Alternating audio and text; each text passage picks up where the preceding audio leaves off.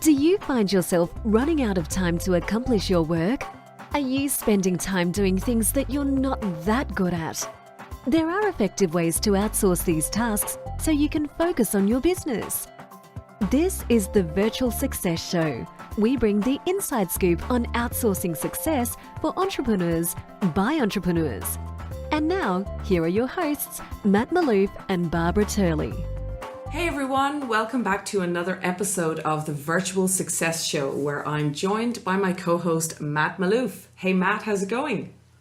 I'm excellent, Barb. How are you going? I'm good. We've been punching out these shows recently. We've got a whole bank of amazing content up on the site, virtualsuccessshow.com these days.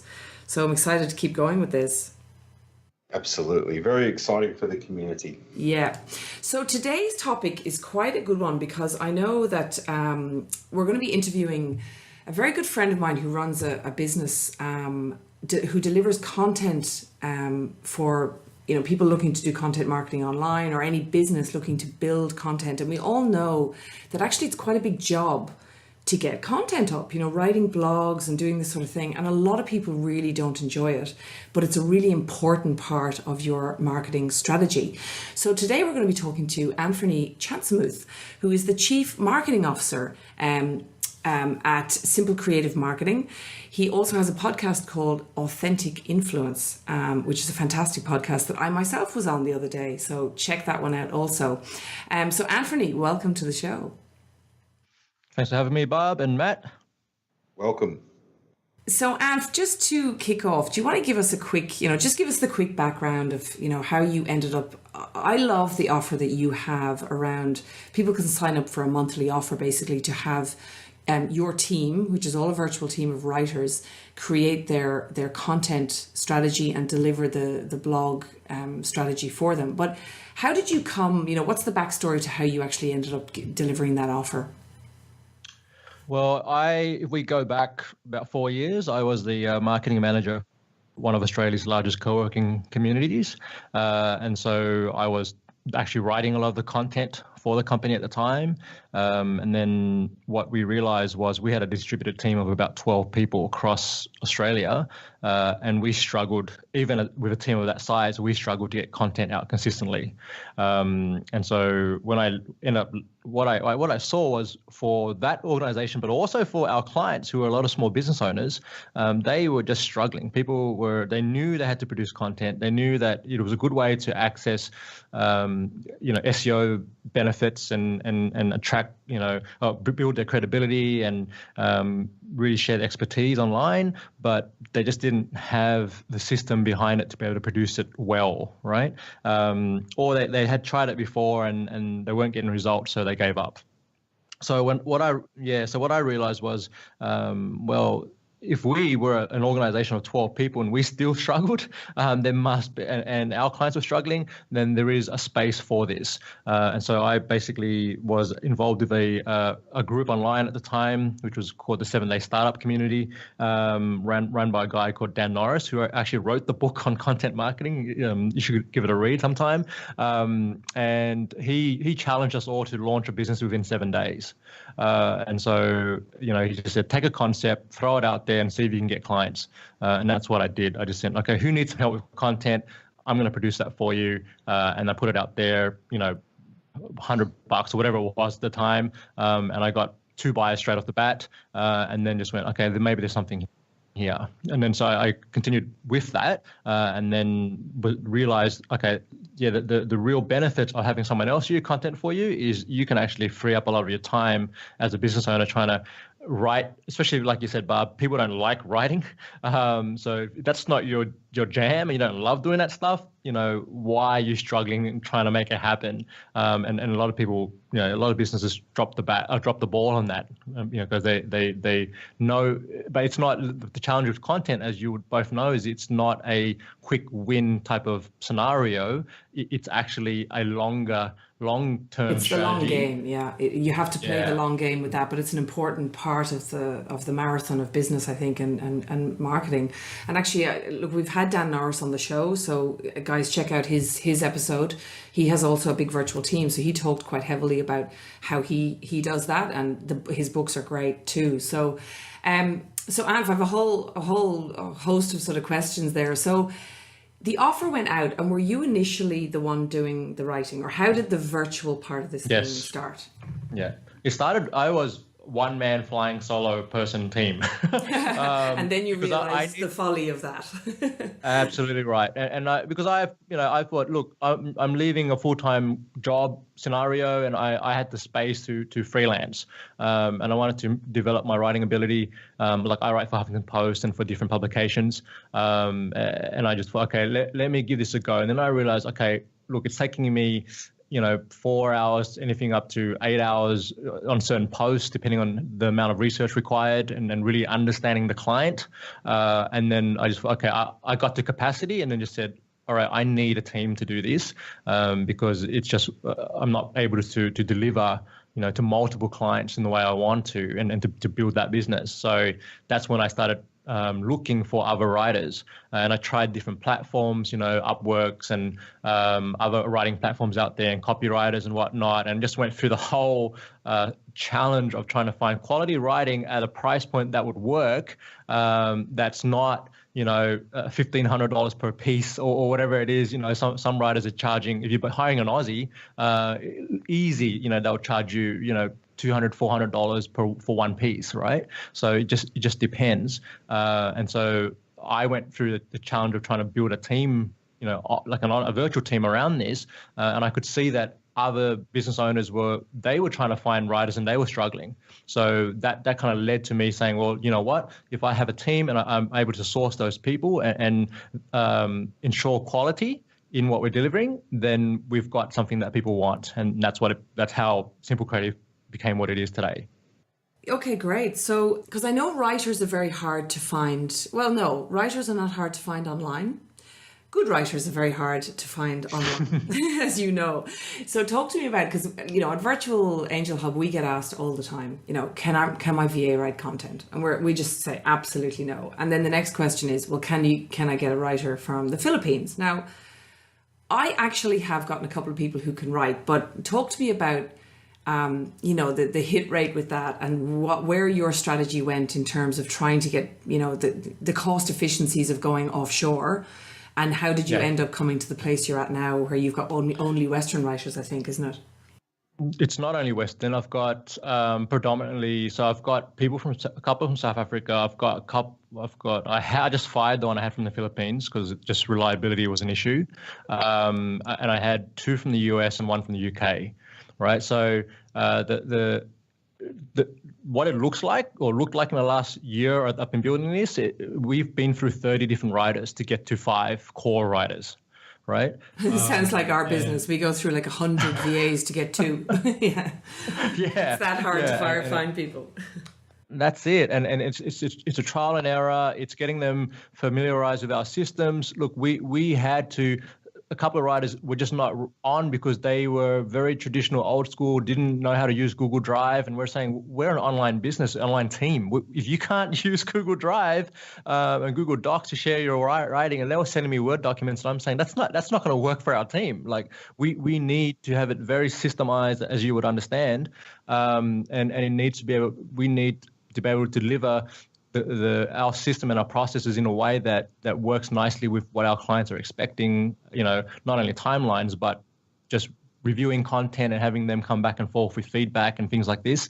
And that's been, the journey has been, first of all, finding people who could write at a good quality or a good enough quality that the clients would feel like, hey, this is actually a valuable experience, right? And then not have them say to us, oh, there's something wrong with their English, or the grammar's not quite right, or there's an issue with the biggest objection, if you will, around hiring or outsourcing your writing or your content is tone and voice. Okay, so how can I reliably give my content to someone else and make sure that they still are able to write content, produce content that is in line with our brand and our brand vision, our voice and message, and it's seamless. So people who are reading our content don't, they can't tell the difference, right? And Dan would have spoken about that.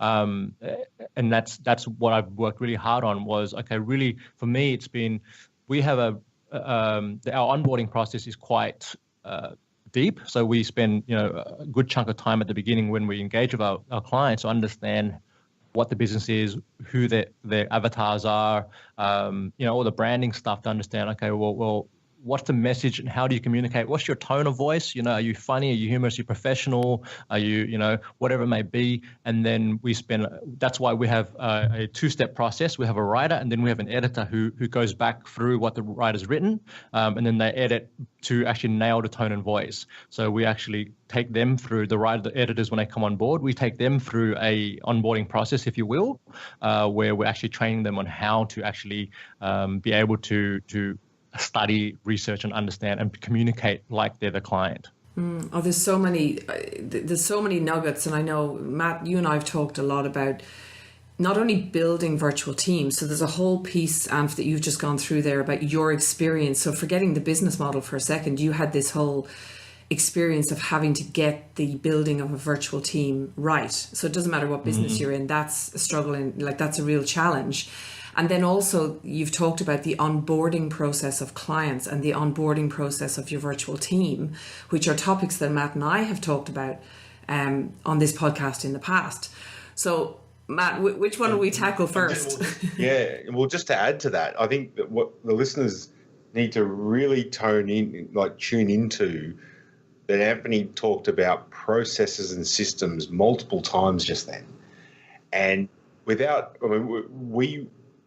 can't reiterate that point enough unless, and I think it was Dan Norris had said, as the entrepreneur and business owner, your sole responsibility is to build the business system, the business machine. And so it's really, really important to hear that and understand that if you don't get that piece right, it is always going to be a struggle. And using virtual teams without systems and processes is ample. It's 10 times harder. Entrepreneurship, suicide. Yes, absolutely. 100%. A curious question for me is, where are your team geographically located? So myself and my CFO, COO, but we're here right now we're in Sydney, and then we've got our VAs in the Philippines, so VAs through Virtual Angel Hub, and we're loving May's amazing. And then we also have we've got 2 of our writers in South Africa. We've got 2 in the US, and we've just brought someone on from the UK. Was the geographic selection based upon candidate and them being the right candidate, or you were actually looking to strategically have people in different time zones? I wish I had that much foresight. No, it was more around trying to.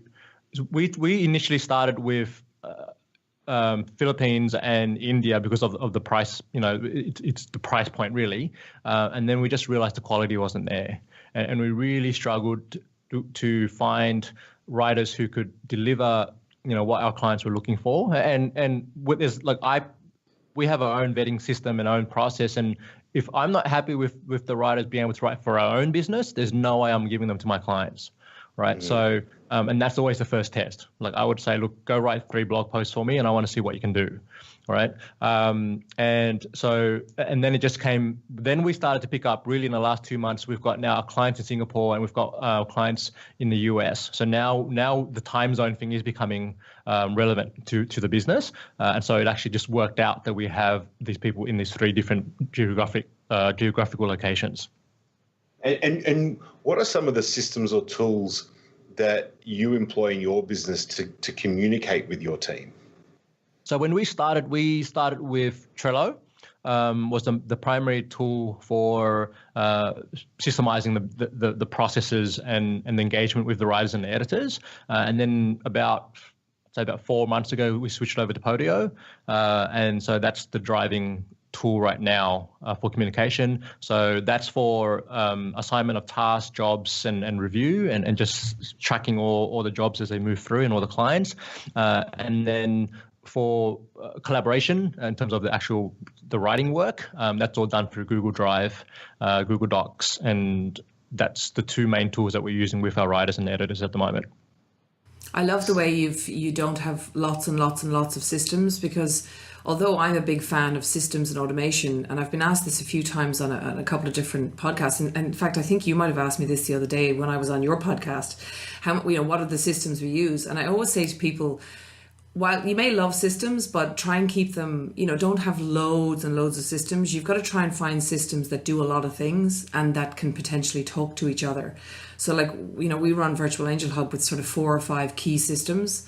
And that works really well for us, and it doesn't overwhelm your team. So that's another little tip in terms of running virtual teams. I'm keen to talk about, you've got people in different time zones. So let's talk for a second about how as a team, do you run video like huddles, or is it a bit different in your business because they're all writing for different, there's different projects they're on? Or how do you guys come together as a team, or do you? So with the writers, we don't have ongoing meetings and that kind of structure or rhythm with them. We because they are assigned per client, like that's the way we've got it structured right now. We try to do it where we could assign any task or any job to any writer, but it didn't work. We just found that was quite challenging, and it worked. And what we realized were, each writer has their core strength and ability and writing style, and they would suit specific clients, right? So then we ended up working that way. Where we do have a regular rhythm is with our VA. So we have, we've got our Monday meeting, and then we've got our daily check-in, and we've got our reporting mechanisms and whatnot. So that's mainly, and she's really driving the allocation of tasks with the writers. So the writers rarely engage with me directly, but I am doing a second pass edit on all the work before it goes to the clients. So I will give them feedback, but that usually goes through our VA to get to the writers. Oh, that's great. Yeah, music to my ears, of course, because you have a VA with us. So I like that structure works well. Yeah, and you can always refine that. Now, look, the question I really have here, and it's probably more of a comment as well. I love the fact that you've been through a period of this not working, right? You had writers in the Philippines and India, it wasn't working. Then you had other writers around the world, wasn't working. Then you process, etc., it wasn't working. There's bits and pieces that didn't work, and you could have easily thrown the towel in and said, this just doesn't work. But I love the commitment that you've made to realizing that the problem is there and the solution is there, but you've just got to, it's not that easy to match things together, especially with virtual teams, but you've been hustling hard and refining processes as you go to make this a well-oiled machine that's really working now. So can you talk to me a bit about, were there moments when you thought, what am I doing here? How can I make this virtual thing is just not going to work? And how did you get through that? There are that at least once a month. I was going to say daily. I nearly wake up every morning and go, what have I done? And it's the first major shift was my mindset around me being a freelancer to me building a team. Okay, so because all the processes, as you both of you would know, were sitting in my head, right? And they were things I could do, like I could pick up and edit things, and I've been doing this for years. Like this has been my career. So it was fast. Now you would have had the mindset coming in. You would have had to fight the mindset of, God, it's just easier to do it myself. Yeah, and there are times when I'm resisting that now. Like it's like, oh, I could just jump in there and spend 20 minutes on it, and it's never 20 minutes, by the way. It always takes up an hour or so. And I've resisted that, and I've been really the last month has really been training my my COO and getting her up to speed to make sure that she can manage a team effectively, right? And that involves making sure that I think you mentioned video earlier. So we do have, I've started to do Loom video training. So I'll whenever there's feedback, I'll just record it as a Loom video and I'll shoot that through to our VA, who then passes it to all the writers, right? And just say, look, here's some things that we're seeing, common threads or mistakes people are making. Please review this and then make the adjustments. So that's an ongoing process.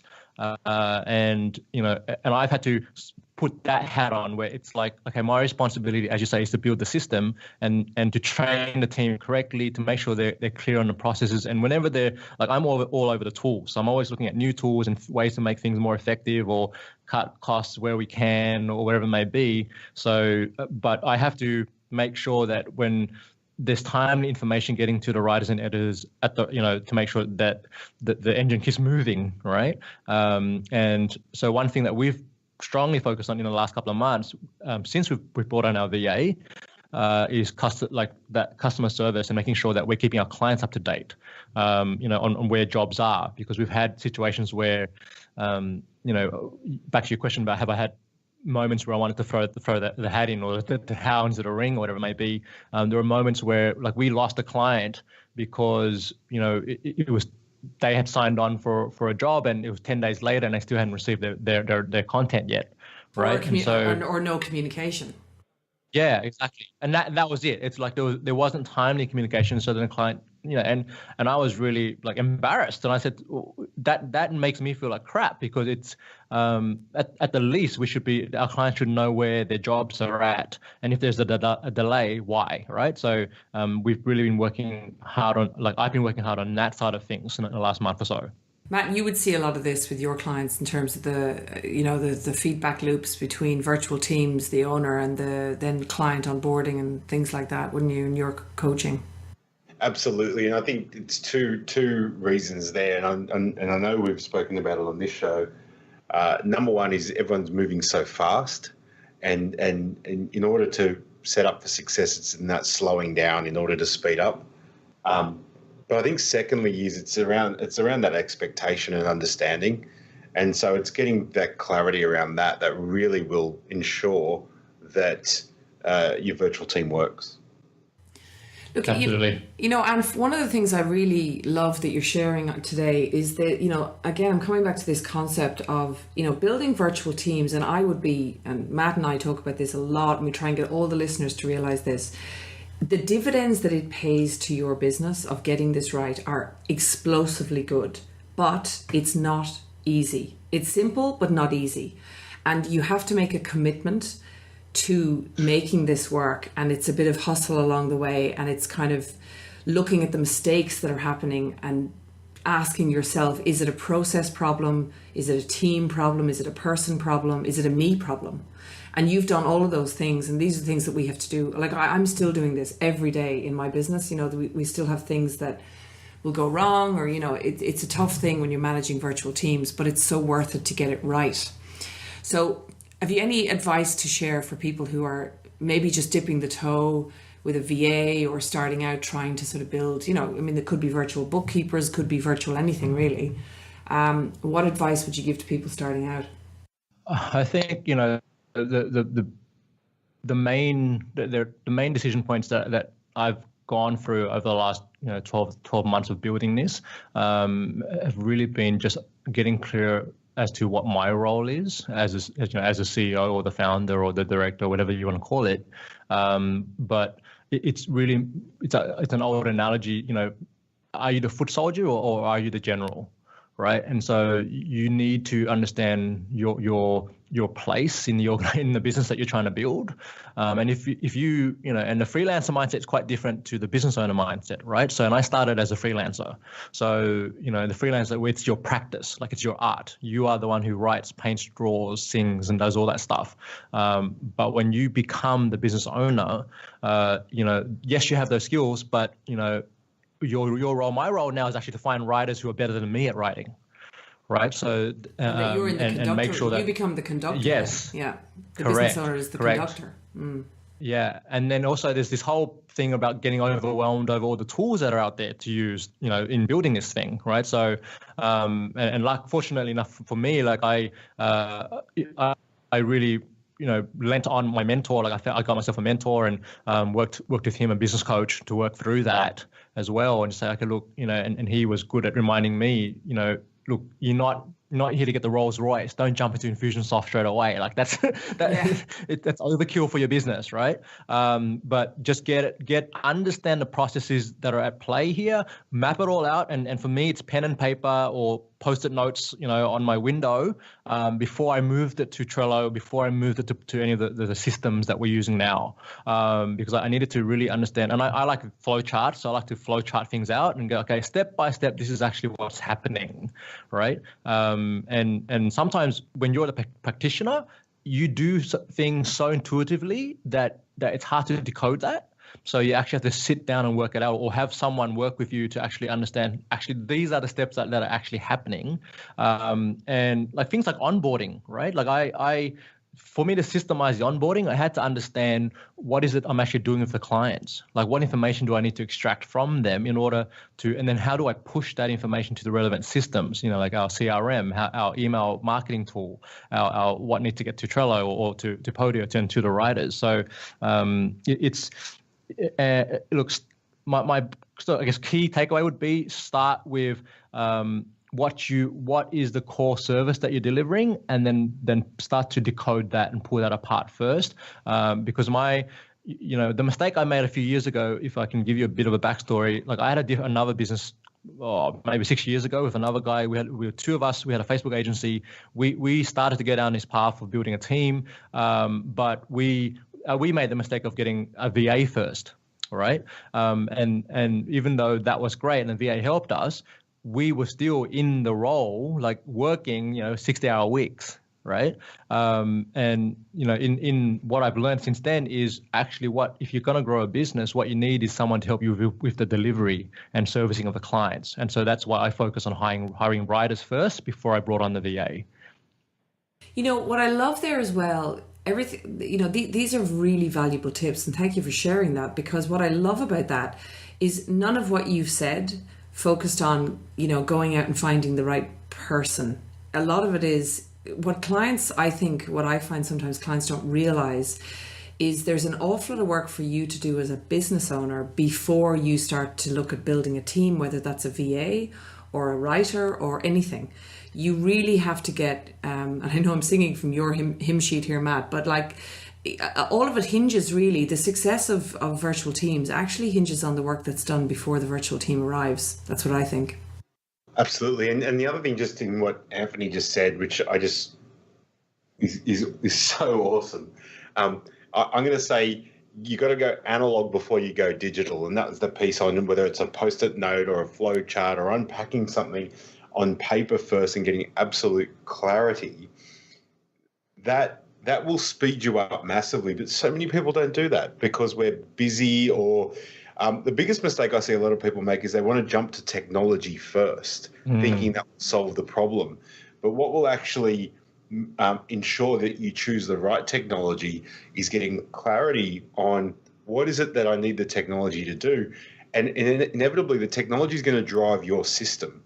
So once you unpack your system, then you can appropriately dissect and understand the best technology to give you the result you're after. Love that. Love the Post-it notes. And then to add to that from my end, like people often think that I would go VA first. I always say, no, you go system first, then you automate as much of it as you can, and then you delegate. So, yes. Like you say, unpack your system, then pick the appropriate technology and figure out where you're going to automate. And then you figure out, well, what seats do I need on the bus now for all the stuff that's left? What role am I playing as conductor? What things are stopping me from being the conductor? So that's the other thing, Anfernee, that you've really brought up. So fantastic insights there just on building virtual teams. And of course, if, like I always say, people could do all this themselves, of course, but if you're a business owner listening to this and you're loving, the idea of having a consistency of quality content coming onto your blog without you having to do pretty much anything, or liaise with maybe Anf's team, where can they go, Anf, to connect with you, the business, and maybe get started? Because your offer is fantastic. So just head along to www.simplecreativemarketing.com, and that's where we can connect. Brilliant. Great. So guys, continue the conversation if you can over on the Facebook group. We've got a Facebook group called Virtual Success, where we post a lot of these shows, and we go back over tips from the shows and get the conversation going over there. And also you can pop in there and let us know if there's a show that you would like us to cover, a topic. We're always looking for new and interesting topics on the show. And finally, we'd love if you're listening on Stitcher or iTunes, can you give us a rating and a review? We'd love to hear from you, hear what you think about the show. And the more ratings and reviews we get, the more people get to listen to the show, and the advice gets out to the community. So Anf, Matt, thanks so much for today, and we'll see everyone on the next show. Thank you for listening to the Virtual Success Show. If you found this show helpful, take a moment to share it with a friend so that we can all grow together. Find out more about the inside scoop on outsourcing success by going to our website, virtualsuccessshow.com. Until next time, thanks for listening.